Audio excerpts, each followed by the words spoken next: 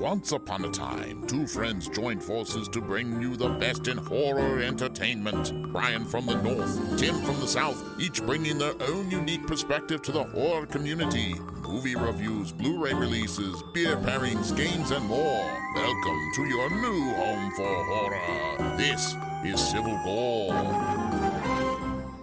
Hey there, everybody. Welcome to episode 149 of the Civil Gore podcast. I am your host, Tim. And this is Brian. And I should say, if my mic sounds a little bit less than it normally does, because I am working remote. Julie and I decided to head out to our family's beach house, get a change of pace. Just can't really go anywhere else. And instead of bringing my my good mic setup, I was the Yeti. I was afraid to kind of just pack that up and bring it. So I dusted out the old Snowball, but it's retro, like the kids say these days, Tim, right? Yeah. And I'm still using my Snowball as well, because of course I destroyed my Yeti in a move, which Brian, good call on not moving it.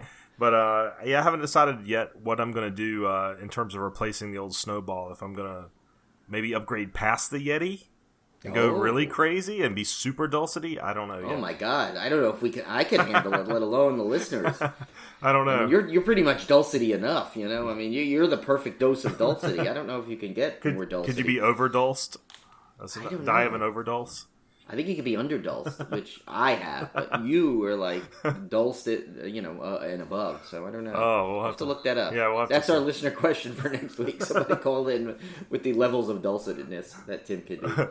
Well, we have a really good show for you guys tonight. We got a fantastic interview coming up that you guys are going to absolutely love. But first up, we've got a nice little first chop. Okay, so Brian, we took last week off. The show didn't take a break because we had our part 3 of the Lauren Marie Taylor interview, kind of a bonus, and then we had our dismemberment for July. So you guys got to hear some content, which was good. But Brian and I took off a week from recording. Unfortunately, that week was not as relaxing as I thought it would be, because work was very stressful. I had a lot of projects coming due at one time. But I did get a chance to watch quite a few movies over the breaks, which was kind of nice to talk about on the show. I got 2 of my Hammer Project movies knocked out this week. The first one was one I was really looking forward to, and that is The Mummy from 1959. Of course, starring Peter Cushing and Christopher Lee. Of course. Who else stars in these Hammer movies? Yeah, and I found out they starred in 27 movies together. Wow, that is a lot of lavender and linen. Yeah, and I will have to say, though, The Mummy is probably my least favorite of the Universal monsters. It's just, I've just never found it particularly scary. I feel like they're typically kind of slow burns. But this one was actually really, really good. I really enjoyed it. And, I've said it before how I'm amazed at what a great actor Peter Cushing is, because he's so recognizable, and you would think somebody that recognizable would have a hard time making you believe he's playing anybody other than Peter Cushing. But again, in this film, he plays the young son of an archaeologist who is opening... An architectologist. Yeah, an architectologist. and as you know, Peter Cushing has always looked like he's 50 or 60, even when he was in his 30s. Yeah. And so for him to pull off playing the younger son of this archaeologist, I was like, there's no way I'm going to be able to buy this. And by the end of the movie, I totally bought into it. He's just that good of an actor. So I really like that part of it. Now, Christopher Lee, of course, plays the Mummy. I did not care for the Mummy makeup in this movie. I thought the Universal Mummy makeup is far superior. Again, I don't know what it is with the Hammer monster makeups, but it looks like they just plastered goop on their face. So Christopher Lee looks like he just came out of a... Well, I mean, he actually did. In this movie, he actually does come out of a mud pit. But he does look like he just came out of a mud pit, this Mummy makeup. But it's really entertaining. I mean, this one it's a solid, good Mummy movie, and there's a lot of little subplots in it where Peter Cushing hurt his leg, and there's this whole thing about it that just adds, and the reason I say this is because it adds character to the people outside of the Mummy story. So, like the other Hammer films I've seen, like the Frankenstein films, there's always like these little character moments and little subplots and things going on that make the movie more interesting than the straightforward plots of the old Universal films, which were also a lot shorter. Right. So I really like that aspect of it too. So The Mummy 1959, that one was really great. And of course, it would go on to spawn a host of sequels, which we will get to in future episodes. And the other one was The Man Who Could Cheat Death, also from 1959. Now, this one does star Christopher Lee, but no Peter Cushing. This one is one of the discs I picked up in the Vinegar Syndrome sale a while back. Oh, right. And I was looking forward to this one since I now own it on Blu-ray. And I'll have to say, it didn't really blow me away. And the reason why is because it's almost like a Hammer monster movie without the monster. Because in this one, the lead man who can cheat death is this guy that he basically every few years he has to have this gland transplant, and that makes him basically immortal. So he's in the movie he's 104 years old, but he looks like he's in his 30s. And so you don't really have a monster. It's more of a kind of a mad scientist type thing. And of course, you do find out he's harvesting these glands from living women, and there's this little horrific subplot going on. But I think it kind of loses something because there's no monster to look for. There's no Frankenstein, there's no mummy, it's just a mad scientist talk. Just a man. Just the talky side of the Hammer movie. So I didn't find it quite as interesting. Although I will say the end scene is really, really cool. I did like the ending, so that kind of saved the movie for me. And I believe that disc may have like some commentaries or something on it, so I think that will probably heighten my enjoyment of it quite a bit when I rewatch it.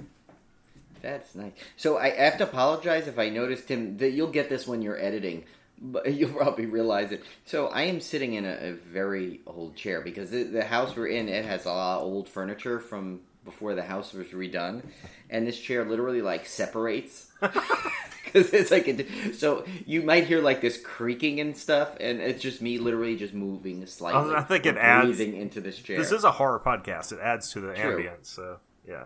Yeah. Oh, this and remember, I had told remember way back in season 1. I think it was like our first mini-sode ever when we did like the local ghost stories. Remember, there was a lot of Long Island has a lot of creepy things, and I told that ghost the 2 stories here about the one my brother had with the ghost of Red Creek and all that.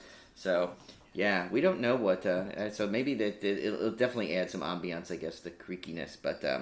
But I guess that leads right in to my project here. Yeah. Being on Long Island, and you were done, right? Or did I cut you off? No, I'm done. Oh, yeah. Okay. I just realized I'm like, we're off. When we don't record for a week, I get a little off the game. But so I did move on to my Amityville project. I watched the next one in there, and then I wanted to watch more, but I realized that I had forgot my new Amityville box set. So Julie had to run back actually at one point anyway, so she grabbed it for me, so I can probably get a couple in for the next episode. But I got to the Amityville Curse in 1990. And now, while this supposedly took place in Amityville, Long Island, though it was obviously nothing like the real Amityville, although they tried to make you think it was, and the house was completely different. It wasn't the iconic house. It was just another random old ramshackle house. And this one was just, oh my god, this one was just excruciating. I mean, this may have been the longest hour and a half I've spent in a while for a horror movie, and it just, and I wanted to like it, but it was basically these 5 friends. They go in and they decide to buy this house because it's a steal, and they spend the nights there trying to resurface it, and it's I'll tell you the weird thing. So I watched this on Amazon, and the audio was so crisp and clear. It was like almost they remastered it in some kind of like Dolby surround sound thing, but that was about the only thing of it that was notable. I mean, it had that the guy that played the priest. It was one of the guys that did you ever see the Mighty Duck series? Yeah. So remember when like Hans was in the first one, and then it was replaced with I literally think it might have been Franz, and I'm not just joking, or something like that, or like another, like I don't know what his name, but anyway, he played like the other guy, the brother of him in the second one, but then they got the original guy back for the Mighty Ducks 3. But anyway, so but the middle guy, whatever his name was, he played the priest in this, and his voice is like so bellowing, and it was like, "You don't want to go there," and it was just so good. But like that was really the highlight of this movie. There was just some some just horrible acting in this one, and it was just like some of the I found myself laughing more than ever being even like remotely interested. So that's not a good sign for an Amityville horror film. No. And I was looking forward to this one specifically because it was based off one of the Han Holzer books. And remember, I got into that show, The Holzer Files, on Travel Channel. Oh, yeah. Stuff.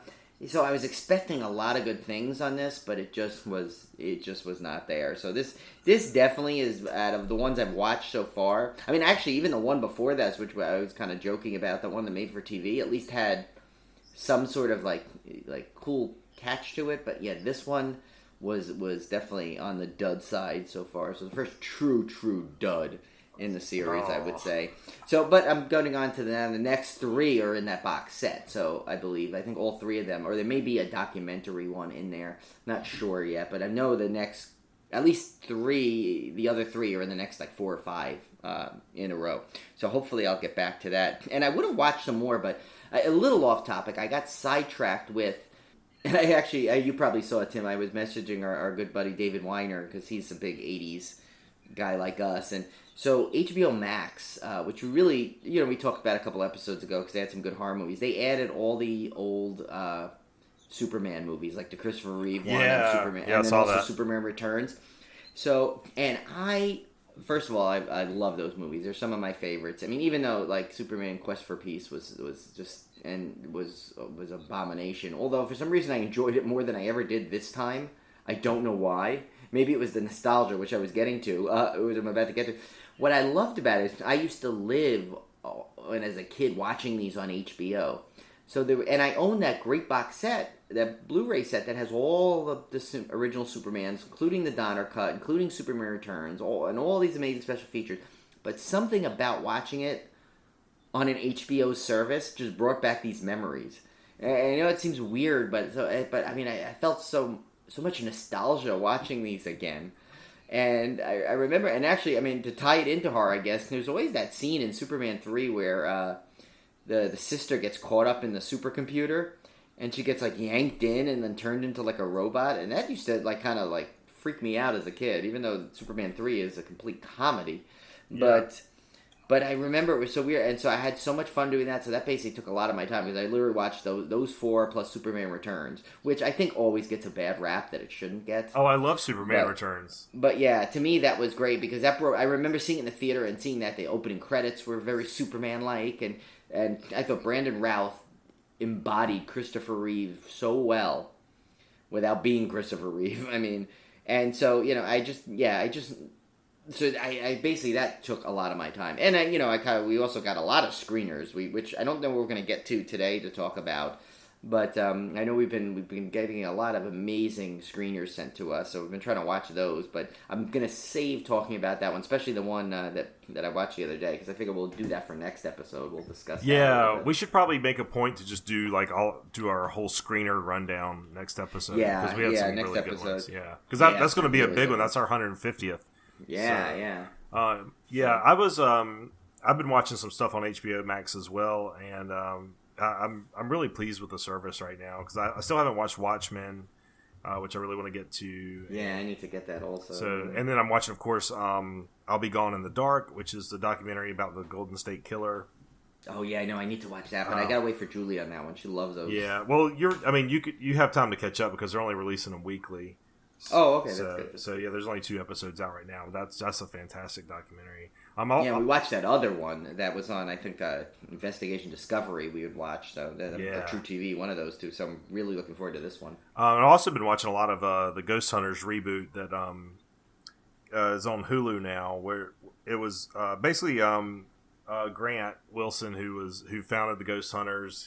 Remember, I don't know how much you watch Ghost Hunters, Brian, but I haven't watched it in a while, but I used to watch. Yeah, he ended up leaving TAPS because of to take care of his kids, and so he left for like 7 years. And then the other ghost hunters that were on the show kind of went and did their own projects, and so now he's come back, or last year he came back and started Ghost Hunters again with a new team. Okay. So it's kind of interesting. I mean, I'm a skeptical on all these shows anyway, but I just love them. I just love the shows. So it's one of those weird things where like I'm skeptical of that they're actually finding any ghosts, but at the same time, I just absolutely love the shows. I don't know why. I'm weird that way. Well, did you see what happened with Zach Baggins and his the episode where it tied into the Tiger King of all things? No. They were filming at the Joe Exotic Zoo, and they found what they thought was human remains. So they had to halt the production. Oh my gosh! And I'm like, oh my god, this is writing itself. But it turned out it was animal remains after that, so they were able to go back to shooting. I just read that earlier today before we started recording. That's hilarious. Yeah. Well, so some of the movies I did watch over the break, I watched one on Hulu that I just kind of randomly ran across. It's called The Field Guide to Evil from 2018, and what perked my interest is that it's an anthology. And what's neat about this is every story is basically a folktale from a different country. And they had a different director directing each of these folktales. And they're from all over the world. And they're really, really well done. They're, I was describing it to, I think to you guys over text, that it almost kind of had that feel of The Witch. You know, kind of that, we talk about kind of that artistic, elevated horror. It kind of felt like that. Every one of these segments felt like that. And some of them were better than others, as you would expect in an anthology. But I thought overall the film was really, really strong. I actually really liked it. Which service was this on again? It's on Hulu. Oh, Hulu. You said that. Okay, yeah. Right. Okay. So that one, definitely check out The Field Guide to Evil. And then the another one I watched was Yummy from 2019. This was a Shudder. I think we got a...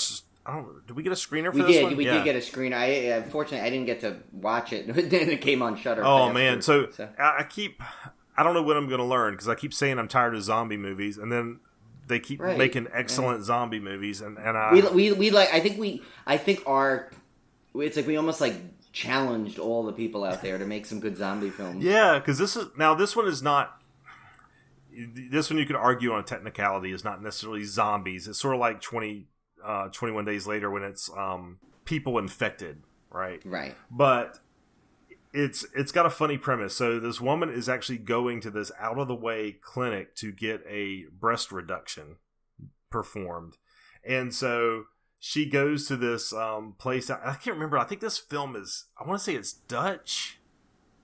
I want to say it's Dutch. You know what I'm thinking of, Tim, and you will know exactly what I'm thinking of. Tell me what movie I'm thinking of. I'm going to repeat the line right. It might be Dutch, but it might be all I know is French. French.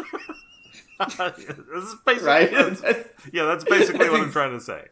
That's exactly what we're. And if for all the non-weirdos like Tim and I, that was a lot from Ernest Saves Christmas. Yes. Which Tim and I, we adore that movie. Times, one of our favorite movies. I would not mind doing an off-topic Ernest Saves Christmas episode. And Planes, Trains, and Automobiles. Yeah, I think we need to start. We just need to start recording them and just keep them in the bank for when we just need a change of pace to send out there. Yeah, I love that this one of the taglines in this movie, if you look on IMDb, is "boob jobs," because that is a central premise of this movie. I was trying to look up what nationality it is, filming locations. Dutch. It was filmed in Belgium. So, anyway, long story short, she goes to this clinic for this breast reduction. It's very sketchy place, and then a quote unquote zombie outbreak occurs, and they're trying to get out of this place with the zombies everywhere, and it's just the gore is ridiculously over the top. It is. That's what I heard.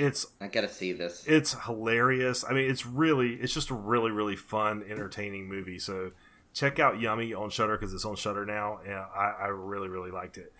And then finally, I got around to watching Hellboy, the Hellboy reboot from 2019. And this is the one, of course, that stars David Harbour instead of Ron Perlman. And I remember this movie just getting savaged when it came out. And unjustly, though, I heard. Oh, man. I actually really enjoyed this one, and I was shocked. Now, I will say, David Harbour is not Ron Perlman in this role. Like, Ron Perlman was born to play that role. He to me, is Hellboy. David Harbour, his Hellboy comes off as, and I can't relate this to the comics because I haven't read the comics, but his Hellboy comes off kind of whiny and kind of like a younger, almost like a teenager type. He just skews younger. He just seems like kind of this brat. So I didn't really like his portrayal that much, but the rest of the movie, I really had a good time, and it's got and the reason I put it in here in our horror podcast is because it's got a ton of horrific elements. It's got tons of monsters in it, tons of monsters, giants and ogres and all these cool, just really cool stuff. And I was surprised. I really, really liked it. I went in expecting. I just actually watched it just to be a completist and say I watched all the Hellboy movies, and I really wasn't looking forward to it. And I ended up actually really, really enjoying it. I'm not going to say it's as good as the other two, but it was. I thought it did not at all deserve the thrashing it got from the critics. Well, I'm glad you weren't like everyone else and you didn't harbor any ill will towards it. No. And I love David Harbour. I love David Harbour. He's the greatest. Yeah. He's one of my favorite actors out there today, actually. That is one of the things I was looking forward to most out of the Black Widow movie was David Harbour's character, because he looks really good. And, of course, as Hopper, I mean, you don't get better than that. I mean... I still have to say that line that he does. That mornings are for coffee and contemplation. Yeah. And then if no one listens to you, you have to say coffee and contemplation. I said that to Olivia the other day because I had just brought my coffee up and I was sitting here and I was like half asleep still. And she comes in and is like, "I need to show you this about the house." And I was like, "Mornings are for coffee and contemplation." There's a mug that has that on there. Yeah, I've you seen need to buy that mug and just hold it up. Just hold it up. Yeah. We need to get that. Yeah. I don't know. That's funny. I'm going to let you take these next two, Brian, because you put these on the rundown. Yeah, so we want to congratulate our good friend there, Sarah Gierksky. Of course, she did that amazing movie Sargad, which I had spoken about. And she's always sharing our posts, and we talk to her on social media a lot. She has great stuff. Her movie, Create Your Killer, her short that I watched, I believe it was... I want to say it was at the end of last year. I watched it very early this year. I don't know. With the quarantine, in all honesty, I don't know what year is what anymore, as most people. But anyway, so that film was in the Hollywood Blood Horror Festival, and it won a number of awards. It won Best Director for Sarah, Best Gore by from Anders Moamar. Hopefully I did not butcher his name. Best Visual Effects by Martin Gustafson, and Best Original Score by Martin Gustafson. So they picked up 4 awards in that film festival. That's awesome. So that's awesome for them. And she is so good and such a good filmmaker. And the crew on this was really good, just in general. So congrats to them. They really, really did an amazing job. So I'm glad they're getting a lot of accolades. And I think they won something else in another film festival, and they're getting nominated a lot, which is good. So, because I know they worked really hard on this, so I wanted to make sure we send out a congratulations. And now the next one is a little bit odd, but it does slightly tie into horror in a way. So, and I listed it. Tim's probably looking at this rundown saying, "What on earth is this?" But it's because I wrote Positivity Share, and so basically one of the people that we follow on Instagram, it was funny because she actually had posed it the other day where she said, "How did you follow me on Instagram? What was the reason?" And I So I went to think back, and I believe it was just that we got, you know how they say, like, people you should follow kind of thing, those little suggestions? Yeah. So I that was when it was pretty, I think kind of early on when I was really trying to get our Instagram up. So I just followed. And her name is Shalise Ann Sola. And so I kept it on there because, she'd always have nice artistic pictures. She'd have funny videos, little, like, different things. But lately she's really been doing these quotes of the day, in quarantine and stuff. And she's trying to do all these positive and funny videos.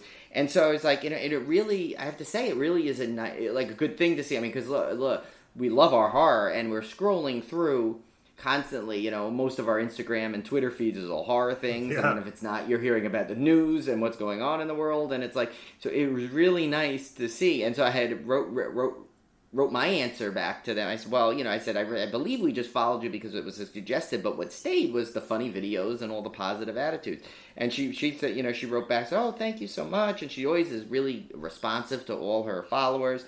And on top of that, she actually started a new Instagram page on top of her other one, and it's called Sola Spirit Travels, where she goes to all these amazing places she traveled to and has a whole history of the culture and and the different experience she had. But again, it's all with this really big positive attitude to it, and it's funny to hear about, like, talk about, such a thing like that on a horror podcast. But she did actually act in a horror movie. Oh, really? Ballet of Blood, which I found out whenever I follow anyone, I wondered I'm like, why did they suggest it? And maybe it was because of her IMDb credit for Ballet of Blood. I'm not sure, but anyway, should go follow her. It's just Shalise Ansola is on Instagram. She also has a website, which is www.shaliseansola.com. Her other site is Sola Spirit Travels, and basically she's writing a book, I guess, called The Purple Eye, which is about her leaving Mormonism, finding spirituality, and healing childhood sexual abuse.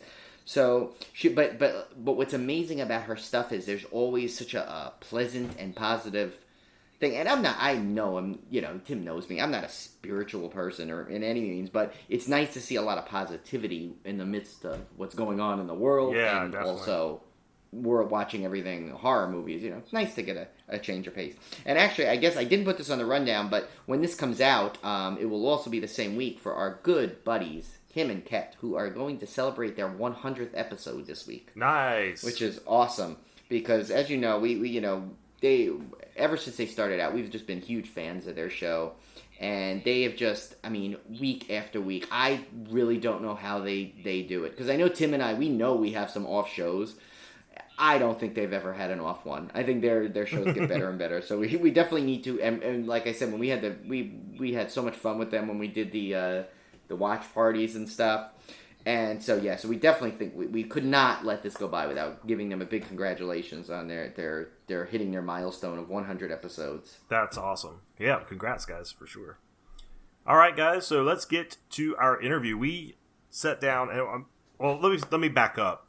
We were sent a screener of this film that has just come out recently on Shudder, The Beach House, and I went into it completely blind. I had no clue what this movie was about.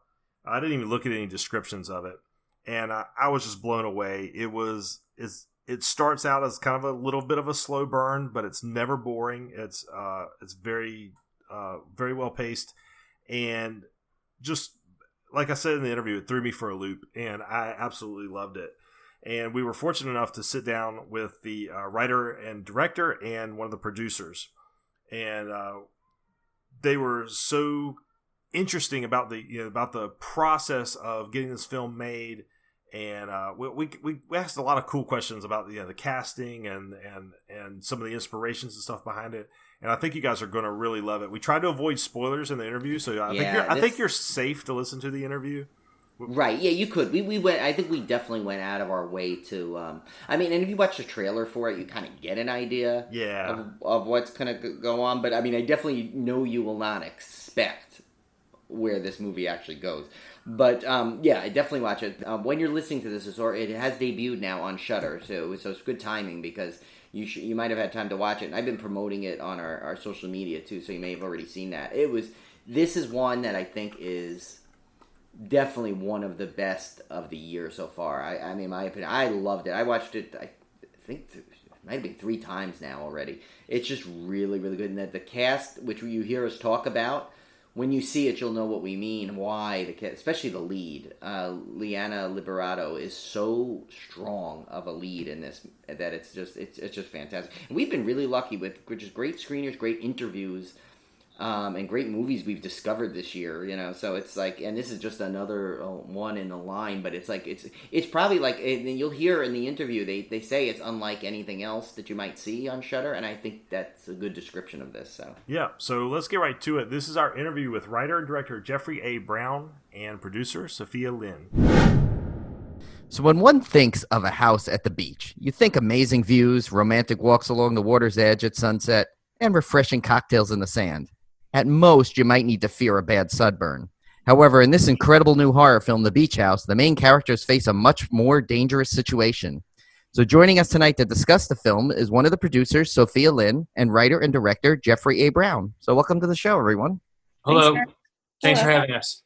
Yeah, absolutely, guys. I watched the movie, and I absolutely loved it. And it's going to be difficult to talk about it because I don't want to give any spoilers. Yeah, it's going to be hard. This is one of those movies that you really want to know as little bit about as possible going in. I think it really subverted some expectations I had of it, and I really, really enjoyed it. So, yeah, definitely, guys, appreciate that. So we wanted to start off by making sure you guys are safe in this crazy time. What are you guys doing to stay sane in quarantine?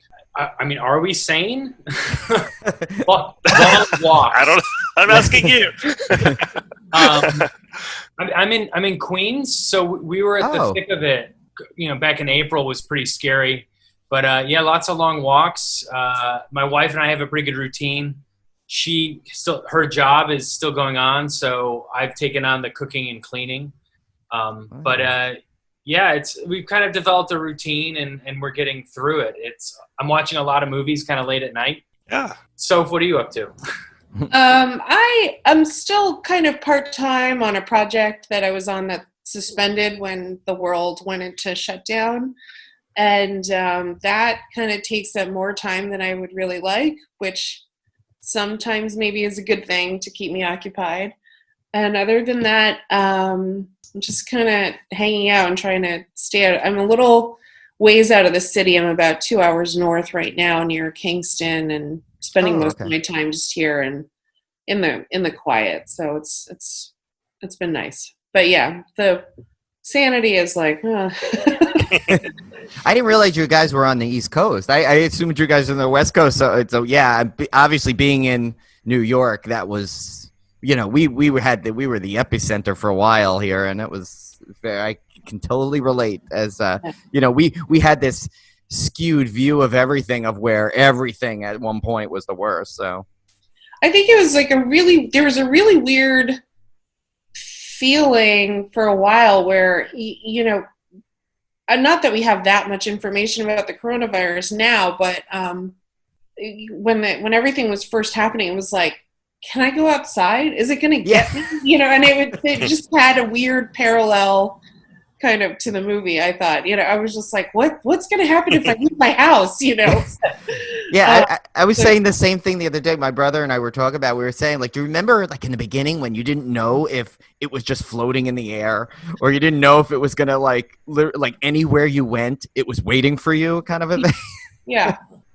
Yeah, exactly. That's right. And I also remember we were saying, like, remember the beginning when they said, "Oh, we'll just stay in for 2 weeks and it'll be fine," and then that didn't work. So yeah, exactly. But yeah. So well, we'll move on from that for a little bit here. But before we get into the beach house per se, why don't you both tell us a little bit about yourselves and how you guys got into the industry? We kind of like to play with the words on our show. We call it, we would like to know your origin story, so to speak.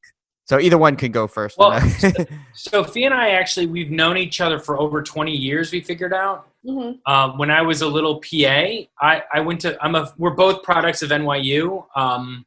Sophia was a couple years ahead of me, but we didn't know each other in school. We met afterwards when Sophia was production managing and I was just starting. And I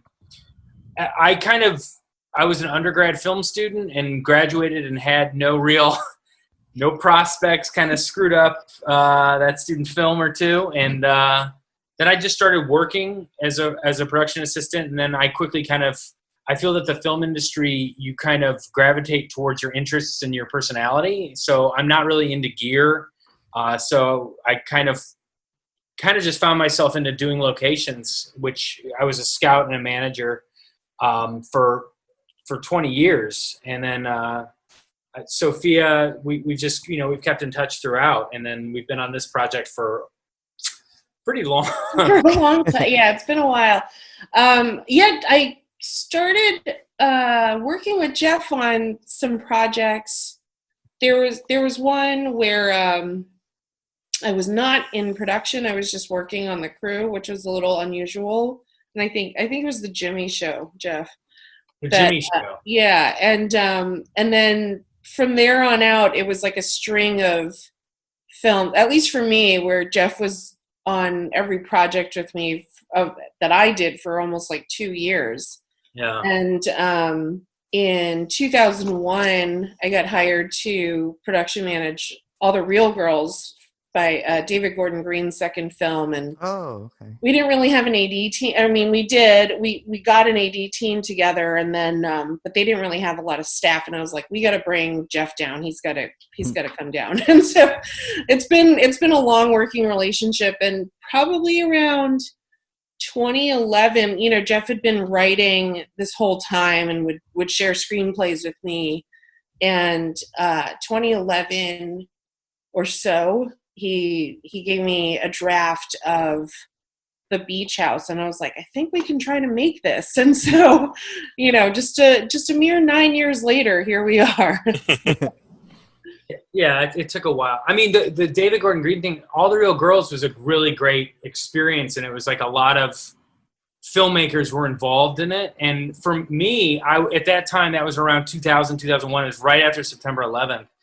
And there were some filmmakers like, I saw George Washington by David Gordon Green, and Gummo by Harmony Korine and Donnie Darko. They all kind of came out. I was like, they were kind of in my head. I really, really like those filmmakers. They're not much older than I am. And when Sophia, we were at some office, and I was like, I saw David Gordon Green's name on the script for All the Real Girls, and I asked the producer, I was like, well, what are you doing with that? And he's like, well, we're producing it in the fall. And I was like, I'll do anything to work on that, because I like George Washington. I didn't think I totally understood it, but I was like totally on board with what he was trying to do, or whatever. I don't need to necessarily understand a film completely, like, do we ever, but for me to really like it, I was really into it. So, but that was, All the Real Girls was really kind of the start. And then, 2011 was when we kind of, I think we had dinner, and we were like, why don't we just try to make our own, try to make one of my scripts or something like that. And that's kind of this kernel of it. And it was just a very long process of a lot of kind of, developing it and whatnot. But that's where we started. So, Jeff, did you have any specific inspirations? I guess we'll turn to the movie now. Did you have any specific inspirations? Where did the idea of the beach house come from? The idea of the beach house, it came a little bit out of, there was a kind of making a minimal movie with like few characters, one location. Sophia and I both worked for a company called Indigent that made some movies around in the early 2000s. And their whole model was to make a movie in 15 days for $150,000. And I always kind of liked that idea for making a movie. And so the beach house at that stage was a very minimal. And then it kind of grew as things do over time. And then I love horror movies. I love David Cronenberg and John Carpenter and David Lynch. And I love the new kind of modern elevated horror, arty horror, whatever you call it, with like It Follows and The Babadook. I love.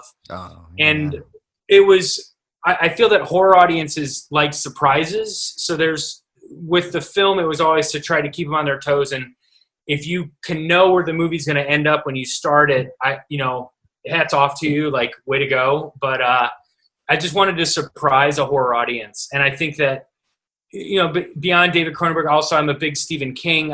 Stephen King's a big part of when I was a reader. J.G. Ballard, Lovecraft a little bit, and Shirley Jackson. She has a story called The Summer People that if you read it after seeing The Beach House, you'll be like, oh, okay. Maybe even more so than like Lovecraft in a weird way. But those are some big literary ones. And then there's tons of films in the movie. Yeah, definitely. I consider myself a bit of a jaded horror fan because I've seen so much stuff out there, but this one definitely threw me for a loop. So that was great. Sophia, what about this script in particular attracted you to the project? Well, it's funny because I am not, strictly speaking, a horror fan, and in fact, I'm a huge chicken. As Jeff says, I'm a really great audience because I jump at every jump scare. I scream. I get very upset. But I love movies that have incredibly strong horror elements that you might not otherwise characterize as like straight horror. Silence of the Lambs is one of my favorite films, and just the year before I had shot Take Shelter, which I also feel like has very strong horror elements as well. Like, obviously there's like these nightmare sequences that Michael Shannon's going through. And I just feel like they're incredible representations of our anxieties and our fears. And I do love the stories in particular where they come across in a very real way and a very real setting. And what I loved about the story was that, our main character, Emily, you don't really know what to expect per se from any of the characters when you first start out, but I just really love that she approached everything as like a scientist, as a student, as a scholar. And so when things start going seriously wrong, she's trying to understand what is happening, which I feel like is in great contrast to a lot of horror tropes of like the last girl or whatever, the girl who gets essentially punished for her sexuality. Here her intellect is what saves her, rather than her sexuality killing her, So and also, frankly, from like a production perspective, from a feasibility perspective, it was very narrow in scope, which I felt like was a great place for someone who, like Jeff, is very experienced in many, many aspects of filmmaking and has like a ton of experience working with different filmmakers, but hadn't necessarily made his own feature film before. It's a very weird kind of place to be in, because on the one hand, you're like a super old hand, and on the other hand, it's really hard to get a film made because people are like, well, you haven't done anything. And that couldn't be further from the truth. He's got like over 20 years of experience with incredible filmmakers, and it's just a hard place to start. So I find if you have a story that is somewhat limited in scope, but like works within its means and is still really effective, it's a great place to start as a filmmaker, to start with a first project. And so it was really appealing to me for that reason. And obviously, if I had to have Jeff with me for like 2 straight years on every project I could do until I basically stopped being able to afford him, I just really liked working with him. So yeah, that was a lot of things went right. And I mean, it took a while for it all to all come together, but it just felt like there were a lot of aspects of other collaborations that I enjoyed before that would be present here. So yeah, and so it's funny that the way your answer kind of leads great into perfectly into our next question. So the performances in this film I thought were phenomenal, and by only having the 4 characters, they really need to stand out. And especially the Emily character, the lead was, I guess Liana Liberato. I don't know if I pronounced her name right. She was fantastic in this. And I thought she really sold what you said, that she was this strong, smart character that, she was definitely not the typical final girl in any way, and there was, and I found that fascinating because, and it's funny, even the other characters, I don't want to give a spoiler away, but even the other characters kind of comment on, wow, she's really smart kind of thing, but you still I don't think you see where that's going to lead. You do a great job of kind of getting into, to go through the movie without knowing exactly how her smarts are going to help. But with that though, so what can you tell us about that casting process, and were there any particular qualities you were looking for with that cast? Casting was tricky. Always, on a low budget level, it's kind of a strange one because you're kind of doing it based on the script in a lot of ways. I think what you touched on, it was very important to me that the actress who played Emily could be comfortable saying the lines that, saying what she was interested in and being convincing in that. And Liana sells everything that she says. You believe her from the minute. Like, there's never a second where she says something where you're like, that's a phony line or a phony read or anything like that. And in a lot of horror movies and a lot of movies in general, I think that's like, is that a Transformers movie where it's like someone's a nuclear physicist and it's just like, it's kind of a joke where you're like, yeah, she's a nuclear That's a Bond movie. Is it a Bond movie? Yeah, she's a nuclear physicist. Is it Denise Richards? Denise Richards, yeah. Denise Richards. Yeah. We wanted to avoid that. And, and it's not just the look or the physicality of the actress, but it was as much as just being believable in the role, and Liana did it. And then it's a good contrast to Noah, and Noah is very different than the character he plays. Noah is actually very intellectual and very well versed in movies and that sort of thing. And so the two actors really got along very well, and I love seeing the contrast of them, because I do feel that you can see an attraction towards Randall's character from Emily between the two actors. I think they really do that very well. That why she's kind of entertaining this relationship, because in my mind, she says I love you and she means it, but does she? I think I love you is a very complicated thing to say, and it's very, in movies, it's a little taken for granted in the romantic sense of love. I wanted a more kind of realistic sense of relationships and love, so that it would have a higher stakes for when things go wrong later, which I don't think is giving too much away. Right. But yeah, it was casting is with everything with making a small movie, casting was exciting. Shooting is exciting. Editing is exciting too. What are you gonna do? The romantic connection between them was really real. It seemed believable. Like, it wasn't all like, oh, like we're back. There was always this constant underlying like friction, even though you knew they cared for each other, but you knew that she wanted more from him. She, and he was just kind of enamored with her, and while he kind of wanted the whole let's just be together and relax kind of a thing, and I thought she did a great job of kind of sticking to her guns, and it just made it a real relationship to me. I mean, it really portrayed well on screen. One thing we often talk about on the show, me and Brian, is when a film has and it happens a lot on these smaller films that are kind of taking place in one location, where the location itself almost becomes another character.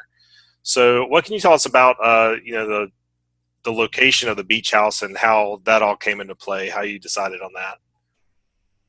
Well, it was always I think part of the gestation of the movie was that I love beach houses, not just in Cape Cod, but in the North Fork of Long Island to the, all along the Hamptons, even like Fire Island, and then into the Jersey Shore even. Beach houses have a special quality to them. I'm interested in vacations and in leisure in America in general. I think that, there's something in America where everyone would rather be on vacation than working. And I think that, and there's an irony to vacations too, when you go someplace and then you get sick. Like, I've been sick on vacation, I don't know how many times. If you travel internationally, sometimes you get sick. There was a particularly ironic trip to Machu Picchu for myself and my traveling buddy, where we both got altitude sickness, and instead of scaling Machu Picchu, we were, writhing in our hostel, just like, are we going to die? And it's like kind of the irony of vacations. But in terms of the location, beach houses are big.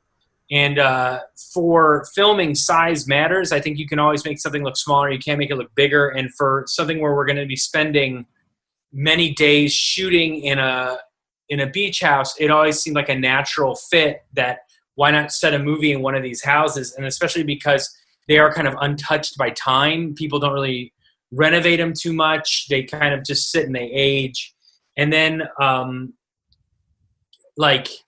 in Cape Cod, one of our producers has a history there, and it was kind of a natural fit. Once he got involved with the project, he's like, I always wanted to make a movie in Cape Cod. And then actually his father suggested some locations, and one of the ones he suggested was the house we wound up shooting at. And it was just a beautiful house. And it was Sophia and I, coming from low budget production, locations does a lot of heavy lifting the smaller your budget, because you don't have the money to really dress too much. Like, on a bigger budget, you could empty out the house, paint the walls, do all that. We were never going to be able to do that. So a beach house, to me, putting on a more production friendly hat, just does a lot of the work for you. And so, that was also just integral to the movie. It's like, if you take the movie out of the beach house, it doesn't work. So that was another important thing to me. But really, the beach house, the house itself, is secondary to the actors, who are the majority of the focus. Yeah, and there is a sense of those beach houses too. There's a sense of isolation, especially when you come off season. Like the characters begin the movie, it's off season, and they make a comment about it. I'm like, but you kind of automatically there's this underlying sense of isolation, which I think is portrayed well by that location you pick. So yes, well, even off season when you scout locations, a lot of times you do get to go to places when they're not functioning. It's like you scout a baseball, a minor league baseball stadium when there's no one there, and so there is a sense of eeriness to the emptiness of these places that celebrate life and vacations and all these things and families. And then you go there in like February, nobody's there. And so then in the middle of daylight, they become these haunted, places with all these memories of months and years of fun that we're not even seeing. So I liked that. And I thought that was another situation where the location was going to do some of the work that we weren't going to be able to do because of our time and the budget. But it was very serendipitous, and it worked out very well. So here's like a fun question for you guys. So with so many horror movies out there, for viewers to choose from, particularly on Shudder, which this is going to be on, how do you feel The Beach House stands out from that? And what would you say to someone who asked you, why should I watch this one? You could each take turns if you want on this one. you want me? I'll go ahead. Jeff, yeah, you go ahead. I really don't. I don't feel that there are that many other movies that kind of end up where we end up on The Beach House. I can't think of any. I mean, I think that not to be. The Color Out of Space has some similarities. It's one of my favorites. It's probably my favorite Lovecraft story, and it kind of came after. It's one of those things where you're like, Richard Stanley's doing Color Out of Space right now, huh? Wow, great, that's awesome. But I think our film goes places that movie actually doesn't go, and I think that there are some. What one of my intentions was, and I'll I don't want to speak forever, but cosmic horror of like Lovecraft and of those writers. When you kind of look at contemporary science in terms of astrobiology, which is what Emily is studying, there is a kinship between these two things, and the cosmic horror writers really started in the 20s and 30s, and that the fact that kind of their existential crises plays into what is happening right now in science is I found very interesting to me. And I don't think that a straight Lovecraft adaptation, really covers that contemporary aspect of science. I don't think there's any other movies quite like it on Shudder, and I have been watching Shudder frequently. But I think there's a psychedelic aspect to our movie. There's the body horror, the creature aspect of it. There's a little bit of the 50s. And it starts off as a chamber drama, essentially, of four people kind of, discussing their lives. So I think that it's a bunch of different movies under the guise of with a minimal production thing of four characters in one house. So the fact that we can cover all that ground with such limited resources, I think, speaks to the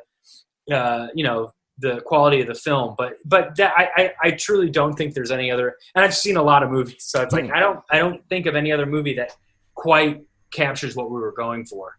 Yeah, for me, again, as like the person who's not really a huge consumer of horror movies, I find like Emily and Randall's relationship, is very moving to me because it's young. And who among us when we were young didn't have like a relationship that they really loved, but probably was not ever meant to be, and that they weren't very well suited for each other, but you still really liked being in it, but there's a sadness and a melancholy when you realize like, this is not going to work out. It's just surprise. Like this is not going to work out in a way that neither of them could have possibly anticipated. And the flip side of that with seeing like Mitch and Jane Turner is the kind of opposite end of a relationship that has lasted for quite a long time. And to me, it's like it's moving in a very different way because Mitch and Jane are facing like very tremendous life changes, he's facing tremendous loss, like she's facing this disease and it's very sad, however, again, like how they think things are going to end, like just takes a complete different turn. And so I always felt like those parts of the story, like the very human and very moving side of the story, were what stood out compared to a lot of other horror films that I find are often just like, oh, there's something weird happening in the woods, and there's like no explanation for it. There's no logic for it. There's no like soul or emotion behind it. But here, you could see these stories continuing in a completely different way if it were not for what eventually happens. They just happen to be at the wrong place at the wrong time. So that to me is that I find very different from like a lot of typical horror stories, So. Yeah, and like Tim had said in the beginning, it totally threw me. I did not expect it to go there where it went, and I thought, I'm obviously not going to give spoilers away because I want everyone to see this, because this is very different. I agree, it's different than a lot of stuff that Shudder has, and Shudder's got a great lineup of movies. This one, I was so glad that we got to watch this, because I think I had watched it before Tim, and immediately I was done. I said, wow, you have to see this right away. This is really good. And we always joke, was like, you know what, when we get sent a screener of Shudder, we're always a little nervous. We're like, what if we don't like it? And it's going to be hard to talk to it. But we've gotten on a great streak where we're really lucky that we've gotten these films that we've actually really like. And this is one that I know for a Blu-ray release, I will definitely. Tim jokes. He says I have a monolith of Blu-rays. That you can't see. He really does. In my apartment. It's a wall. It's an wall. Yeah, it's tremendous. And I know, like, this is something I will like proudly have in my collection at some point, because it totally had me thinking one way, and it completely, like, I was like, oh, okay, so it's going here, and then I'm like, oh wait, and now it's going here. There was a lot of great stuff in this movie, and it's hard because I'm excited about it, but I can't really say much because I don't want anyone to be spoiled by this. Yeah, so just watch it, everybody. Awesome. And I would also say, you continuously talk about the limited resources and the budget and everything, but the film itself does not come off as.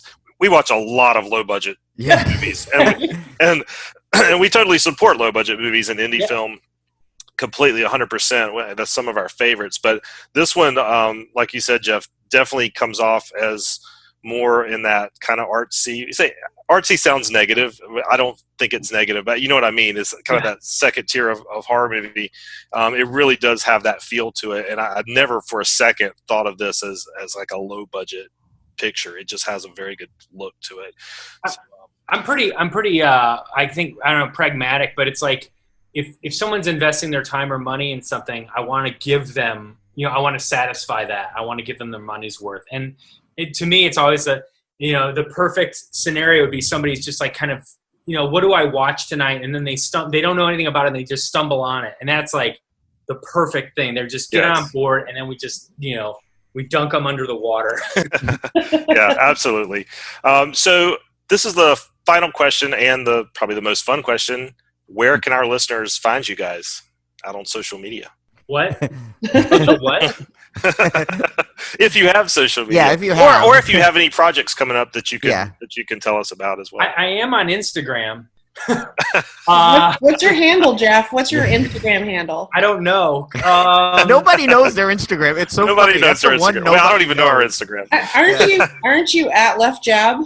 I'm Left Jab. I think I'm Left Jab 2019. I'm checking right now. I'm like looking too. Of all the questions that became like the most difficult. Yeah, I'm Left Jab 2019.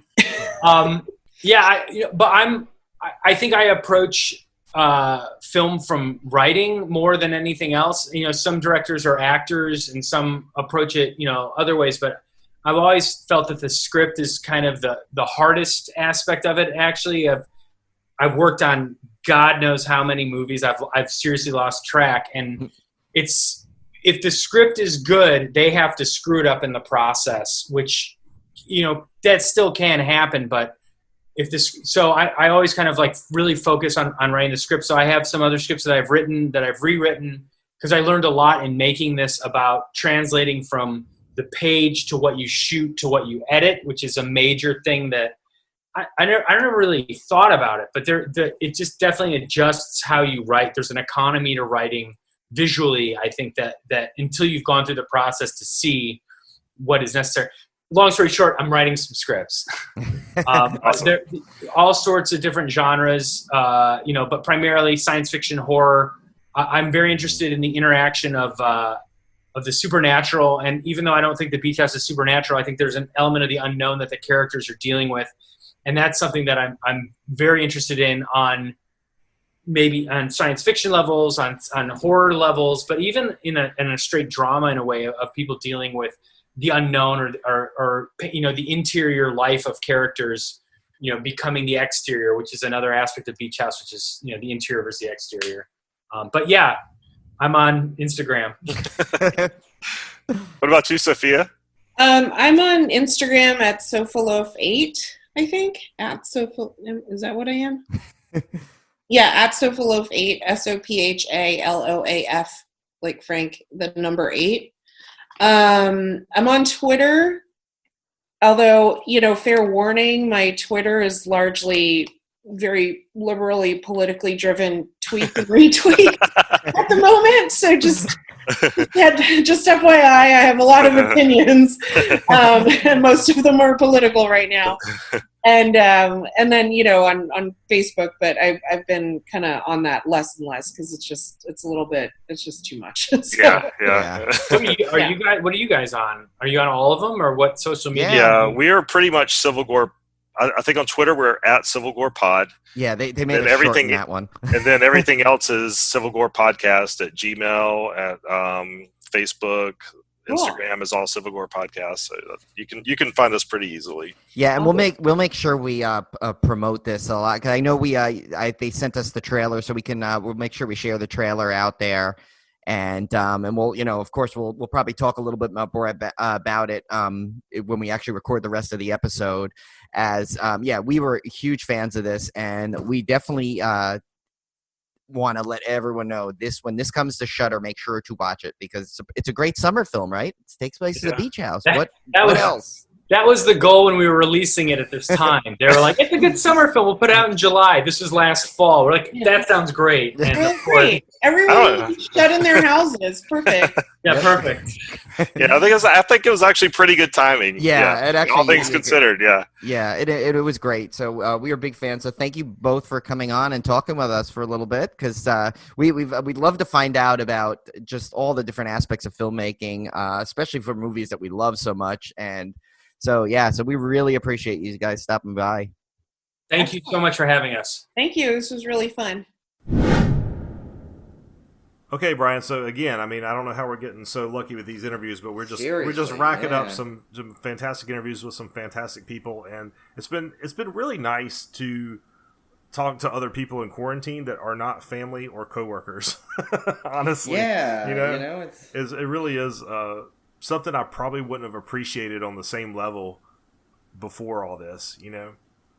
Yeah, no, and what's great is they're all they're all so different, each one, I feel like, and and each one of them adds so much to the show, and I hope you guys are enjoying it as much as we have, because we love finding out from filmmakers and actors, and it's just when we're trying to make sure you get a nice taste of all different aspects of interviews. We've had all different types so far, so this is really fun, and we have more coming.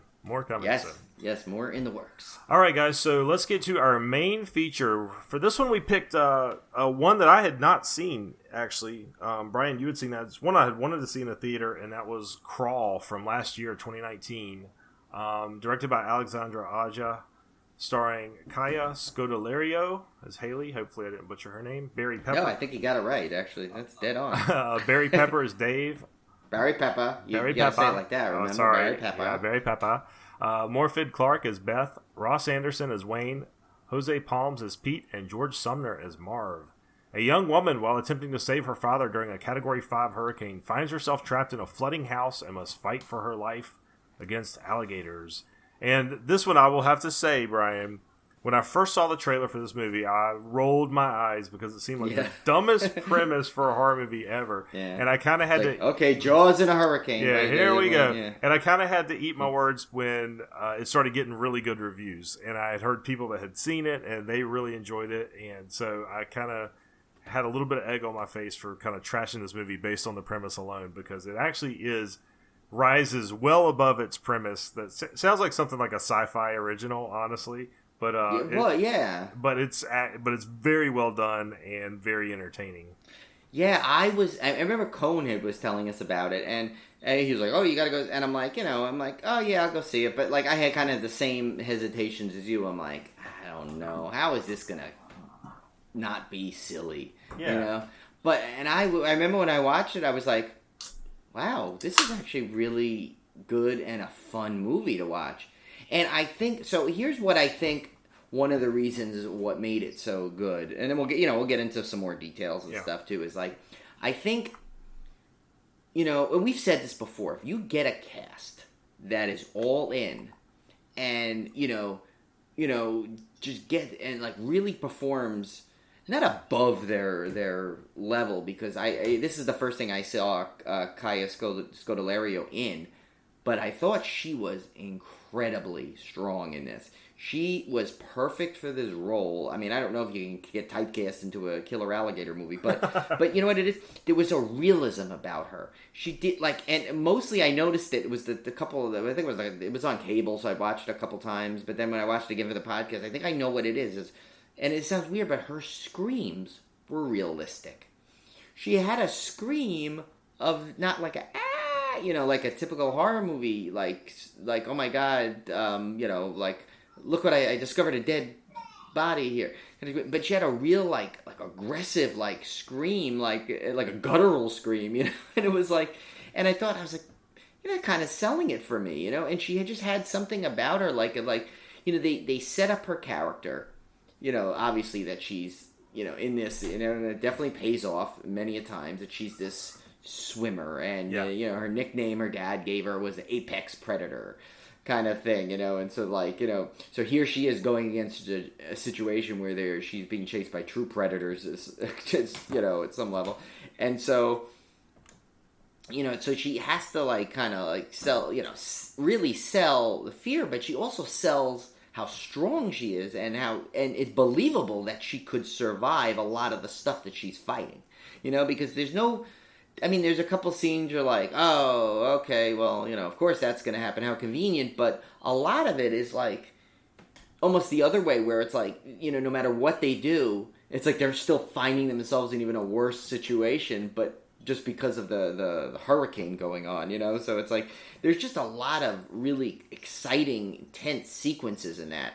And all I know is I don't know. I didn't think that I would be like, oh, what would I do in that? But I found myself doing oh my god, I would have never done that. I would have been frozen with fear sitting in that spot. It's like, so there was a lot of cool stuff like that I thought through it that kind of really sold the movie for me. Yeah. I don't know how you felt about that, but yeah, she had an authenticity to her that you could have gotten some supermodel looking girl in there that would not have been believable as a final girl, but she's not she's very attractive, don't get me wrong, but she's not like a classic beauty, and she just has this. She's athletic. She's very athletic. She's very and she just has this look at. She looks like a real person. She doesn't look made up. She doesn't look like this. She dropped out of Hollywood. She looks like a real person, and I bought into it instantly because of that. And and like you said, she's super strong. The other thing I liked about the movie, and I think kind of goes into your point, Brian, of the realism, is they never catch an easy break in this movie, and bad stuff happens to them without giving too much away. But there's bad things that happen. They don't come through this unscathed.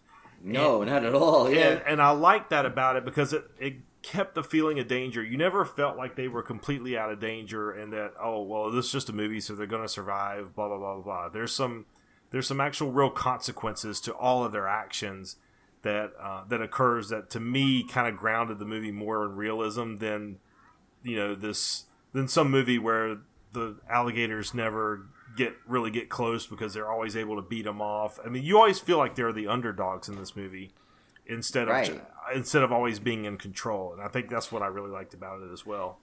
Yeah, and what I like too is as the kind of going piggybacking on that point too is throughout the movie, it's like the water is rising, and so their stakes are rising. So it's like almost like this like metaphorical kind of back and forth where it's like they're getting more and more challenges to face as the water's getting higher, which is making everything more difficult. You know, I mean, here now you're literally like, it's not like there's a lot of like, you know, I swear there was one part, it was like in the one part where she's like, I think she's in the water's rising and she's kind of hopping. I mean, this is not a big surprise. I think this was in the trailer. She's kind of hopping on the kitchen counters, almost like that, like the floor is lava kind of game. Yeah. No, that, oh my gosh. I can't believe you said that because Joshua had just come in when that part of the movie was happening and she was hopping on, and I'll let him watch it because there was nothing. Yeah. Really, this is fairly tame for a horror movie. And so there was a sequence where she was hopping on the counters, and Joshua said just that. He said, "This is like the floor is lava except with alligators." And he's like, "This is the floor is alligators." It really was, and that's the thing. So, but how many times have you played that game as a kid, right? Like you've always played that, and like so that's what it was like, and it's like that fear, like oh my god, but you know you don't fall on carpet here, you fall into a waterlogged house with alligators in it that are like. And, you know, and it's like, and then it's like the ones, you know, like, it's like even there's moments where you're like, okay, they're gonna, oh, I see what they're gonna do. They're gonna easily get out of this, and something else happens that you're really not expecting to do it. But it's all believable. I think they do a good job of making the scenarios they're in always believable. Like, I mean, there's a little bit of like stuff where it's like you know, like some little bit of like that horror comedic thing, like with the I think the scene when the guys are like stealing from the store across the way, and then he looks out, you know, and he's like, he sees all this stuff, and that was actually one of the there weren't a lot many as I thought there would be, but there was a really good jump scare in that sequence, which I won't obviously give away. Yeah. But that sequence, you know, kind of, you know, you had that little comical, oh look, he's like stealing something from the store, you know, and he's oblivious to everything going on outside, kind of thing, you know, and that one pays off, I think. You know, I think Barry Pepper was really good in his role. I mean, yeah, Barry Pepper. He plays, you know, I mean, he's just a great character in that because, you know, it's like, you know, there is like, there's also like this, like, you know, subplot of the family drama and angst going on there. And it was like, you know, so there's just like, it's just a really, you know, overall, it was, I had much more, no pun intended, much more depth than I thought, you know? Yeah. And one thing that struck me too is that the movie has just enough self-awareness. Like, you know, she's on the Gators swim team. I mean, there's always a little bit of a wink nod that they know the premise is silly, which kind of helped. It was kind of self-deprecating in a way. So it kind of helped me buy it too, because I was like, oh, I mean, they know that this is kind of a crazy concept, but they're just going for it. And I really appreciated that, you know, rather than them pretending like it's not a silly premise. But I don't think they ever pretended that there wasn't some dark humor there in the fact that she's on the Gator swim team and there's alligators that she's having to swim from. So yeah, and I mean, and the speaking of the Gators themselves, you know, the effects weren't horrible. I mean, were they the best I've ever seen? No. I mean, could you tell a lot of it was CGI? Sure, but I mean, that's these days it's like, you know, it's hard to be blown away by special effects because you kind of know now how everything works. Yeah, I don't think there's ever going to be a believable CGI alligator. It's just but I mean, this got close. I mean, I think this did a good enough job to where you got so caught up in the movie you didn't care. And I think there was some good gore in it for sure. There was some good, good like exciting. Really, like there was actually a number of series of just excitement. I think it would have been great in a theater because this is definitely a theater movie. I could tell as I was watching it. I was like, man, I wish I'd seen this in a theater because, you know, it had been one of those where everybody's kind of just in the same laughable mood and they're screaming when the alligators are coming. I mean, you get the feel that it was made for a theatrical audience. Now, because I saw Anaconda, the original one, in the theater, and I remember it was just like that. Yeah, like, like it was fun and laughing at everyone's like maladies and I still look back fondly on Anaconda because of that, because I did see it in the theater, and part of the movie is colored by me remembering everybody screaming and laughing in the theater, so it does play a role in in the way you take in that film. Now I will say this, Brian, you may not know this is a little known fact. I shouldn't say I am terrified of alligators, but growing up, I was terrified of alligators. How do you go to that ship? Isn't there like that alligator that's by the battleship? Oh, the battleship. Yeah, Charlie. There's an alligator Charlie at the battleship. I mean, I'm not like it's not like a phobia or anything like, but alligators still make me uneasy, and I think it's because back when I was little, so we have this lake called Greenfield Lake, which is a man-made lake in Wilmington, and they have like it's got a park there, and you could take canoes out, and you could take paddle boats out on it, and it's got alligators in it. And there used to be this sign that always terrified me because there's a sign that was posted on this tree out in the middle of the lake because it had like the cypress trees that grew up in it. It's where they filmed the Swamp Thing. Yeah. But there's a sign, and it's been there since I was a kid, and it says, "Danger, alligators in lake." So, and then there are alligators in there. So my dad took me out on a canoe on that lake when I was little, and of course he paddles right over to the sign that says the alligators in there, and I am terrified at this point. And then he's making jokes about it and threatening to tip the canoe over and blah blah blah blah blah, being doing dad stuff. Yeah. And it terrified me so bad I started crying and screamed and made him take the canoe back 30 minutes early from our rental. So he was, so I've always been. And that was the last time Tim was ever in a boat. Yeah, so that's always been like, I feel like if I ever had to sit on a psychiatrist's couch about my alligator phobia, it probably stems from that. But another I think that'd be a waste of money to bring that up in a session. I think you should go something you can't figure out. I figured that out after 3 seconds of that story. where that was. And the other part was remembering watching the movie Alligator. You remember that one? Such a classic. That's one I'd love to do sometime. Yeah, I would too. I'd love to read. Ages. I haven't seen it probably since I was a kid, and I remember that movie just terrified me. There was a scene where the kid's he's blindfolded and he's getting ready to walk off the diving board into his pool. It's like at a birthday party or something. Oh, and the alligator's in the pool, and it used to freak me out. I just remember that movie like completely scarred me. Wait, you need to watch that movie, The Pool, then. The one that's, I think it's on, I think it either just came to Prime or just came to Shudder. One of them. It was on Prime. It might have just gone to Shudder. That's that one I watched that McKen didn't like it, but I liked it, where they get trapped in an empty pool with an alligator. Oh. And they can't climb out of it. It's that, I want to say it's from Thailand, I think, maybe the movie's from.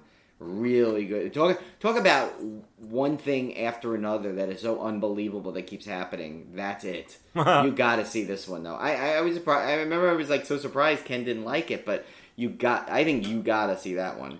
Well, there's another piece of my childhood. I remember my granddad used to take us to the state fair, and the state fair had, they had all these like things where you could pay money to go see the world's biggest horse, or you pay money to see this. The largest, biggest, smallest strain number is just 4 short hours away. Yeah. So this one was, they had the world's biggest alligator, quote unquote. The world's biggest alligator, world's biggest crocodile, or whatever. And I think it was alligator. And so you would pay your money, and then you would go up these steps, and then you could look down on this giant alligator, living alligator, that was just sitting in this tank. I mean, nowadays you'd think it was animal cruelty, but back then nobody cared. And you could throw. I remember you could throw coins on it.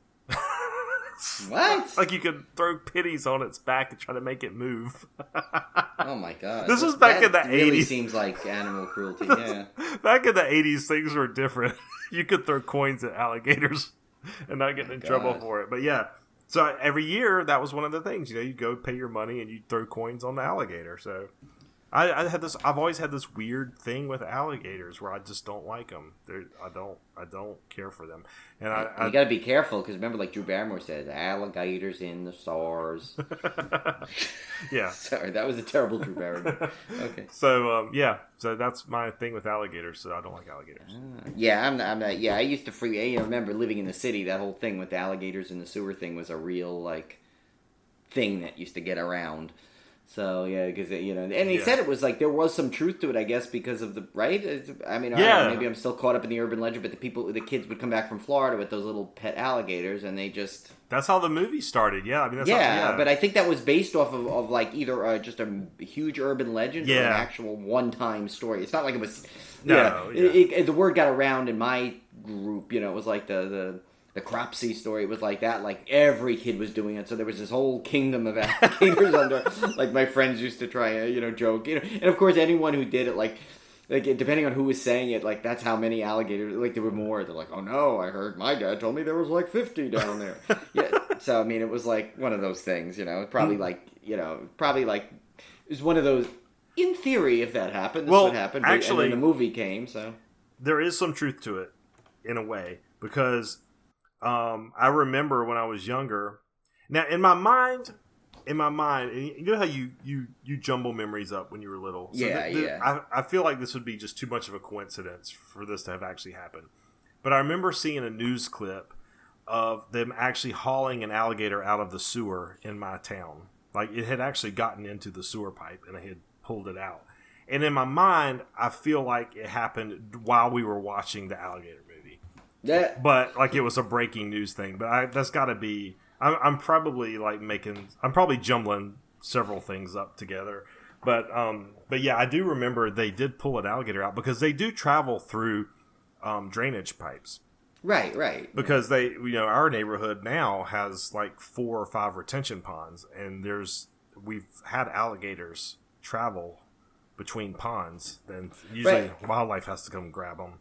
And didn't in this there was remember she had to climb through one of those like things, I guess. In this it was like the opposite. She used it to try and get out at one point. Yeah. Remember when she went through? So it's kind of funny that like there was a lot of like self-alligator references in this. I mean, including the end credits music, Well, like I said, that's what I'm saying. They had a sense of humor about it too. Yeah. I mean, they knew it was a silly premise. So yeah. I don't know. I thought it was a fun movie. Again, I wish I'd seen it in the theater. I mean, it's not one that really lends itself to going plot by plot point because it's basically the movie is them being trapped by the alligators and getting out of the frying pan into the fire situations. But like I said, strong performances all around. The CGI alligators are good enough, as you said. It has kind of a winking, dark sense of humor about it. Lots of fun little action sequences. I mean, it's. You could argue it's more action thriller than horror, but I really liked it, and it's definitely a recommend for me if you wanted. There's a good fun popcorn horror-ish movie. That's this one, and you get a bonus of some actually really good performances because I'm a big now Kaya Scodelario fan now after seeing this, and I mean we have a couple of trivia pieces. I mean we can go through. I mean, some are obvious, like Tim mentioned one, like the Gator swimming team, kind of referenced one. And here's one I didn't realize, and this because I still never watched the series yet, even though I have them all on Blu-ray. It's like the 2 leads, Kaya Scodelario and Barry Pepper, have also starred together in the Maze Runner Scorch Trials and Maze Runner The Death Cure. Yep. So maybe that could have helped. Maybe because now this is their 3rd movie together. That the chemistry was already there. So. And I like this little tidbit because, of course, this was produced by Sam Raimi.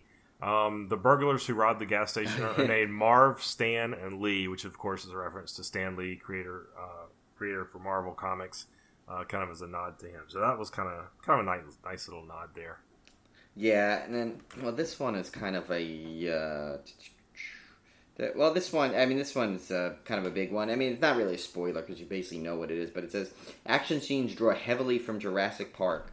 The alligators are said to have vision based on movement, just like the T-Rex, so at different times the protagonist can escape detection by standing still. One main character has their arm bitten off. Sorry for the little spoiler there, but it says one main character is helped to safety while nursing a leg wound bound with a tourniquet. One scene shows main characters freezing in fear whilst pointing a torch straight into the eye of the antagonist reptile. The alligators are shown to hunt in threes, which one distracting from the front whilst they like whilst. Yes. Whilst the other 2 swoop in from the sides, just like the velociraptors, and the main action takes place during a hurricane. So, now that you read that, you're like, wow, there was a lot of Jurassic Park similarities. Yeah. A lot of people say, like, oh, it's Jaws, but with alligators. Well, no, it's more like Jurassic Park with alligators. Yeah. Which, if you're going to borrow from the best, right? So yeah, right? Why not go? All right, so let's get to our beer pairing. Yes. So this one is actually a local beer of mine to some degree, and I've been to this... brewery. It's a single cut, and the beer is I'm an Alligator double IPA. So that was an obvious choice there. It's single cut beersmiths. With a brewery from Astoria, New York. This is an 8.2%. So, and this is funny. So they have a beer there that's pretty well distributed called Weird and Gilly. And it says Weird and Gilly's big brother, basically. So it says smooth, juicy, tropical stone fruit with a touch of our signature dank weed. Mega dry hopped because the spiders demanded it. Formerly Cold Fire. So they renamed it, I guess, to get the alligator name in it, which was perfect for our podcast. And I'm drinking a reptile-themed beer tonight because I'm drinking a Terrapin Luau. Oh. Which Luau is... Yeah, you love that one. That's like a new me and Goliath. So, yeah, Luau is passion fruit, orange, and guava IPA. Terrapin puts out, and it's really, really good. Pog. Love the Pog. Yeah, and Terrapin's just, they make all good beers. I mean, they're one of those just solid breweries that you can always pretty much count on when you need you're just looking for something, you know. And they're easy to find because they're in grocery stores and stuff. You can always find Terrapin. Yeah, it's nice to sometimes still find a decent craft beer at like a grocery store as opposed to. I mean, lately I will say we've been going mostly to local breweries to getting stuff because we found this.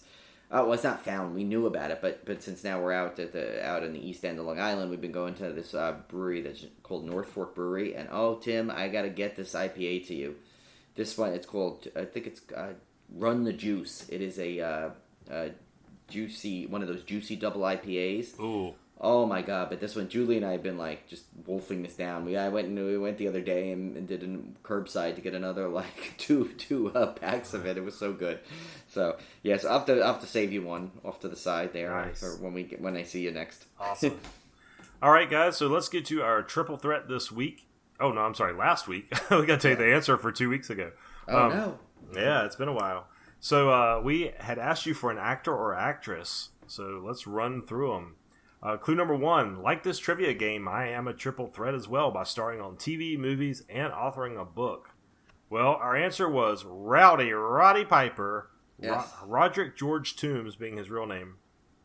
Of course, he started for years on television with the WWE and WCW. I remember I even had a Roddy Piper action figure back in the day. He was so fun. That was one of the best wrestlers. I actually got to meet him in person. Oh, really? I got when he had his book, he was at a Chiller convention. So I got his book signed, and I tell you, you will not have met more of a personable and nice guy. Really? I mean, I went up to him, and I was kind of nervous because it was always a funny thing he did, a funny bit he did back. Was when he was having the feud with Bret Hart. When it was he had won the Intercontinental Championship from the Mountie, but it was supposed to be Bret Hart's. I think Bret Hart was out for an injury, so behind the scenes whatever they did to get it. So Bret Hart wanted his title back, and so but at the time Roddy Piper was a face, Bret Hart was a face, so they were still like, they were friends in the storyline and probably in real life too. And I remember that Roddy Piper did this bit where he was basically just trying to like be friendly, but also kind of like making Bret Hart look like this like little brother of his that's no threat. And he was like, I remember we used to go to your mom and dad's house, and they were making the sandwiches, and there was no meat on the sandwiches, but they were making the sandwiches, like really like mocking him. And I went and I told him that when I got to meet him when he was signing the book, and he goes, I remember that. He goes, I can't believe you remember that so well. I'm like, yeah. I said, you're always one of my favorites. It was great. And he's like, oh, thank you so much. We got, and I remember he's like, I can't tell you. I really want to, but we got so many cool things coming up, because he was back in the WWE at that point again. Yeah. And he was just trying to, he's like, just keep watching. We got some great stuff coming up. And just the enthusiasm. And this was like this, as I was online, because obviously I didn't walk right up. There was a big line for him. But, like, he was like that with everybody that was, awesome. Like, in front of me. So, yeah, when I found out he passed away, I was, like, so upset because it was, like, he was really one of the nicest people I've ever met at one of these conventions. So, yeah. So, sorry to cut you off, but I figured when we were talking about that, we mentioned him in the films. I just wanted to, like, share that story. That's really great. Was one great guy. That's great. Yeah. So, yeah, he starred in several films such as They Live. Of course, he's most famous for that one. Body Slam and Hell Comes to Frogtown, which I almost watched the other day. Yeah, that was the Joe Bob one. Yeah, I saw it on, but I saw it somewhere. It's also on Shudder, regular. Yeah, you can just watch that's it. Where I saw it. Too. Yeah, I need to watch that one. He also authored a book entitled "In the Pit with Piper: Roddy Gets Rowdy." Right, and that's the book I got signed by him. Oh, so. Nice. Yeah. Yeah. So it's a really good book, by the way. I have to let you borrow that. You should read that. It's really good. It's his like biography and stuff. It's pretty cool. Yeah, that'd be cool. Clue number 2, at a young age, I learned to play the bagpipes, which helped me in one of my most famous roles. So Roddy, although being from Saskatchewan, Canada, has Scottish blood in his mother's side and Irish descent, and he learned bagpipes at a younger age. This afforded the wrestling promoters to be able to bill him from Scotland, of course, creating the Rowdy Roddy Piper WWE character. Which is kind of funny, you know? It's like when you think about it, you know? Yeah. Because they're back then, remember, I mean, now, like, literally wrestlers, most of their gimmicks are just them. Right, you know? yeah. You know, I mean, sadly, the last of the gimmicks are going away, you know, to some degree. Like, you know, The Undertaker was probably the last, like... Yeah, I mean, because there used to be like all of it, Sergeant Slaughter and remember Duke Sheik. the Dumpster Droz? He was like a garbage man wrestler. Yeah, like what is that? Yeah, or Skinner, perfectly timed for this episode. He was the alligator wrangler, remember? And he was a wrestler. Yeah, and Skinner. I mean, Oh, they had such great ones. The Iron Sheik and Doink the Clown. I mean, all those guys are great. Okay. Last clue, while horror may not be what I'm known for the most, I did have the honor of working for one of the most legendary horror directors of all time. Of course, he starred in They Live, directed by the master of horror himself, and possibly Civil Gore lister. We don't know. We're not sure. We're not sure. John Carpenter. So, all right. So we didn't even talk about, speaking of John Carpenter, we didn't even mention that Halloween Kills got delayed a year because of COVID, which I'm really bummed about. But I understand. They did show a little teaser, which I don't know if that helped anybody. I think that just made it worse. It made it worse for me because the teaser was incredible. I loved the teaser. And it doesn't help too that they're talking about how like, oh, it's slasher times 1,000, and it's unlike anything you've seen in the franchise, and so it's that's a tough blow. I mean, I kind of had a feeling it was leaning that way, and I think you're right. We really didn't talk about this. It would have been an interesting topic, and since we don't have a Zabmondo, maybe we have a couple seconds to talk about this instead. I was torn because I think this is a movie that needs to be seen in theaters. And it's probably better off to make sure it's seen in theaters. Yeah. And so by doing that, by pushing it back a year, I mean, I would hope by next October, 2021, that we will be at a place where, you know, you can safely feel like you can go back into a theater and watch a movie like this, and especially a movie that going to be involving screaming. I mean, you know, if you're wearing masks in the theater and afraid to open your mouth, I mean, how are you going to really enjoy this movie, you know, to its full extent? Yeah. I'm disappointed, but I completely understand, and at the same time, I want to see it in the theater, so I don't want to see it on demand in my house. I mean, as much as I would do it in a heartbeat, I feel like I would be some part of me would feel like I'm cheating myself because I'm not watching. Like I can't. I mean, there's a lot of movies I'm fine with seeing at home for the first time, but something like that, like a Star Wars movie, those things are. You have to see it in the theater for the first time, and especially horror movies with the screams and the excitement, and something like a movie like a Halloween movie where you're gonna have people cheering for Michael or cheering for Laurie, and you know it's an event, and you know they know what they're doing. You know, Blumhouse made the right decision, as excruciating as it is for us all to wait another year and a half now, because it's not like it was like, oh, we're here, oh, no, it's just one more year wait. No, now it's still a year and a half. We didn't even get to October yet.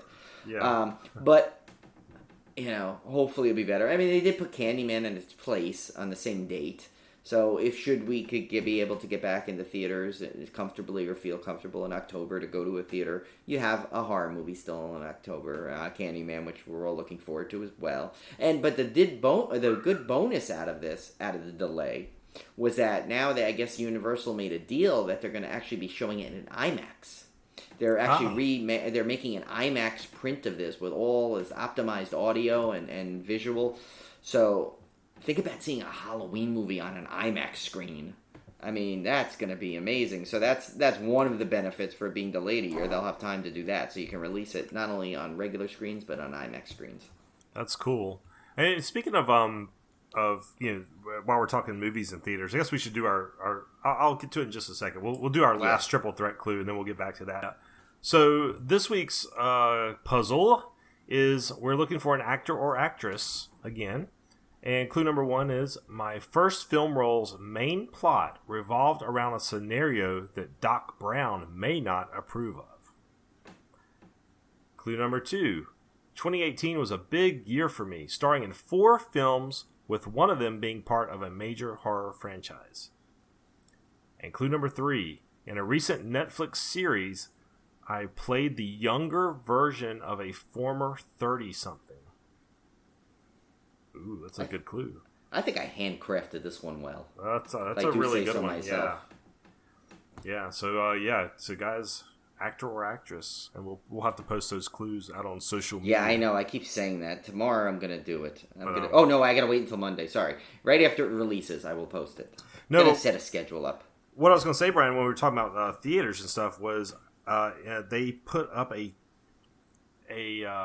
temporary. I guess it's temporary, or maybe I'm assuming it's temporary for COVID, but they put up like a makeshift drive-in theater in the Winston-Salem Fairgrounds. Now, Winston-Salem is still a little bit of a trek for me. It's probably too far to drive to go see an old movie because that's all they're playing is like movies that you can get on streaming services now.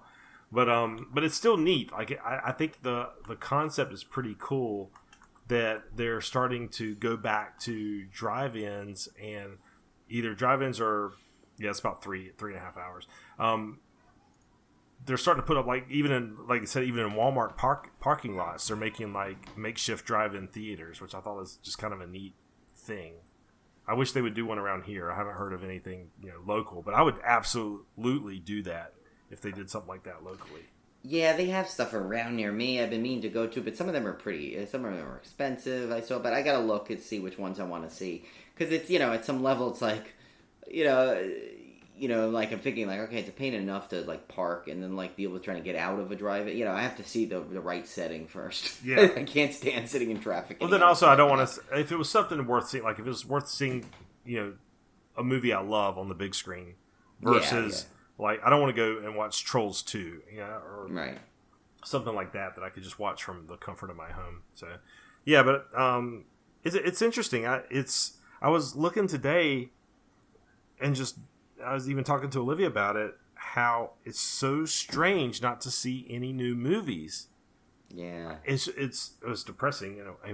On one hand, as a movie lover, it's depressing, but you just don't see any new movies. Now, we've gotten stuff trickle in that's been either put on demand, like the new Tom Hanks war movie just came out on Apple TV, and you've got stuff that's come out direct to video, but it really just doesn't feel the same. It's not, you're not getting the big budget movies you're used to seeing and the big IPs that you're used to seeing. It'd be fun if they instead, because like the drive-ins, obviously is much more safer things because you're in your car. And you could feel like more comfortable like eating and opening your mouth and stuff like that. What if they did see the feeling outside sometimes, because you gotta wait until it's dark, so there's limited showing. But what if you made like a big circus tent, or take a big old huge factory like where you can like just drive into and still park your car, but you're indoors, so you can get you could see screenings all day. Yeah, they've talked about doing. I saw that one time being talked about or proposed, and I want to say it was in Texas, of an indoor drive-in theater. Yeah, that'd be kind of cool. Yeah, that would be really cool. But I don't know whatever became of that. But I remember reading about that a couple of years ago, the concept of it. So, but I don't know. I guess we're about hitting our normal time here, guys, with the interview. Yeah. So we will wrap it up, and we'll be back here next week with our big 150th anniversary episode. Yes. We're going to do. I guess we should clue them in. We're doing one of my favorite horror movies of all time. One that is very near and dear to my heart, but one that I have not watched in quite a while. It was one of the first DVDs I ever owned. In fact, I still own it. It's on Superbit. If you remember that DVD, Superbit, it was when they would strip all the extras off and just up the video bit rate to try to make the DVD look as good as possible. It was the first DVD that I debuted on my new surround sound system that I scraped every penny to buy from Circuit City. City. Bram Stoker's Dracula. I saw it in a theater. I absolutely fell in love with this movie. I had friends that went to the theater with me and saw it. They fell in love with it.